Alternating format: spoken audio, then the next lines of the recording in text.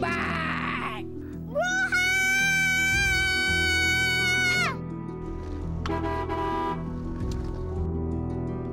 Alam mo kung hindi ka lang cute, napalo na kita.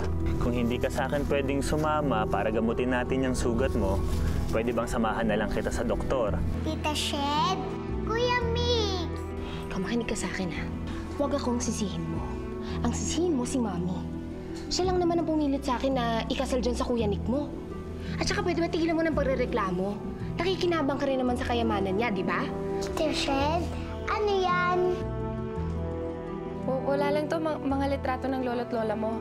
Ito yung anak ng may-ari ng flower farm din sa kabilang bayan. Mayaman tong mga ito, ah. Dahil mabait kang bata at matulungin kang anak. Wow! Maraming mabibili tong gamot ni tatay. Imposible naman kasi talaga yung iniisip ko. Iisa lang ang ama ni Trudis. Si Kuya Lino lang. Abracadabra! Tenten! Wow, ang galing ng anak ko. Di ba, tay? Manong-mana nga po ako sa iyo, eh.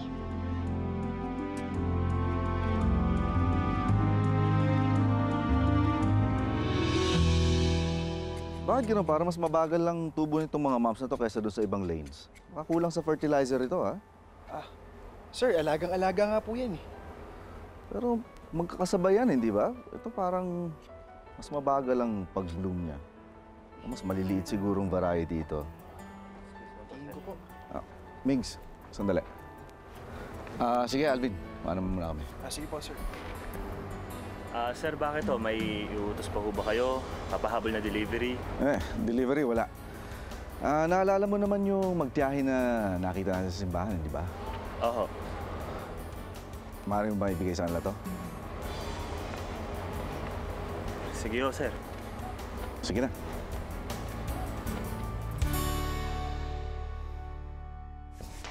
Upeng, Trudis, kamusta yung paglilinis niyo dyan?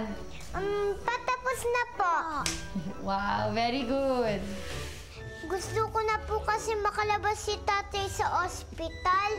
Kasi po gusto ko na po makauwi dito, eh. Ako rin po. Good morning! Hi, Trudis.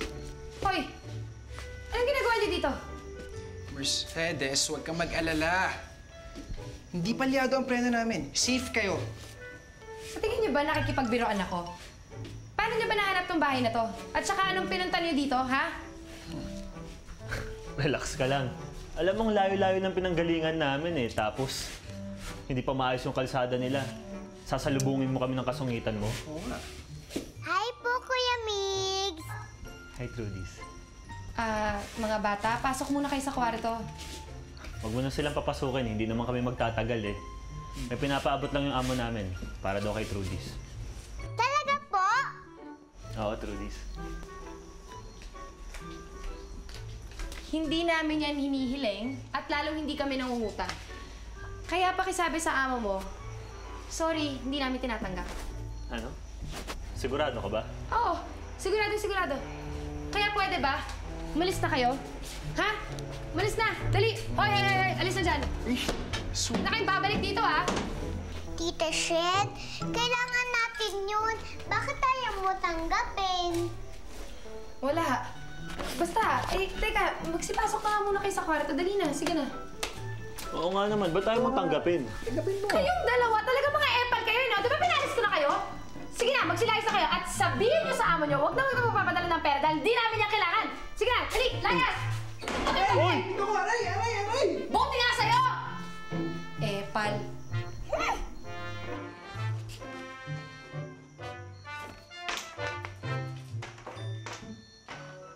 Ate, sayang naman yung pera. Oo nga eh.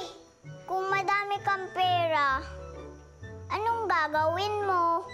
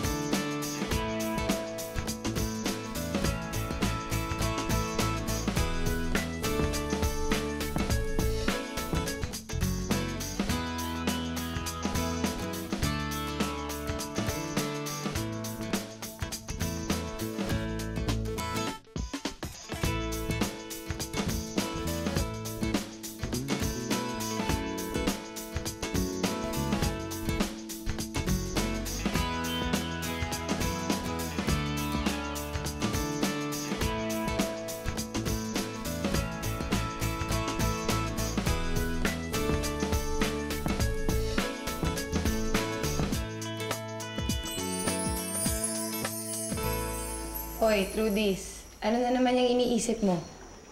Wala po. Iniisip ko lang po, sana po madami po tayong pera.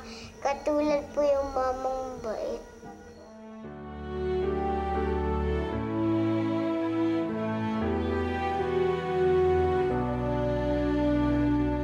Sigurado ka, tinanggihan nila to?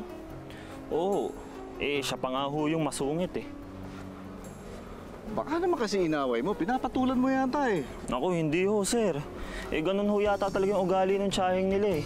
Daig pa ang nanay, napakasensitibo ho. Kapag tinutulungan mo, hala mo naman iniinsulto. Nawa nga ho ako dun sa mga bata eh. Mukhang kailangan talaga ho nila ng pera. Mabuti pa ako na makikipag-usap sa kanila. Hindi ka sa mama ko. Naku, sir, wag na ho. Baka tanggihan lang ho kayo ulit nun. At saka lalong lalaki yung ulo nun. Akong bahala. Nanay, tatay, gusto kong tinapay. Ate, kuya, gusto kong kape. Lahat ng gusto ko ay susundin mo. Ang magkamali ay sisunodin ko. 1, 2, 1, 2, 3.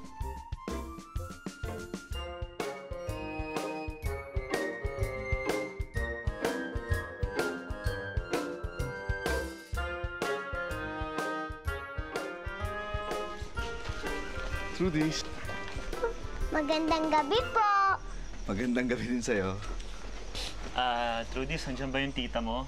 Baka mamaya girahin kasi kami. Wala po. Nagtitinda lang po siya. Alika po, pasok po kayo. Salamat. Halika.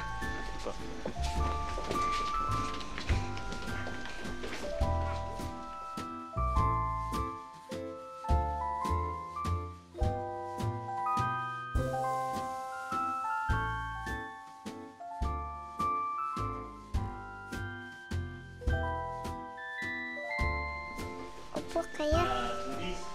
Sa'yo lahat to, ha? Dami.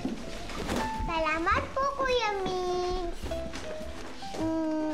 Salamat po. Tito Nick. Salamat po, Tito Nick. Walang anuman.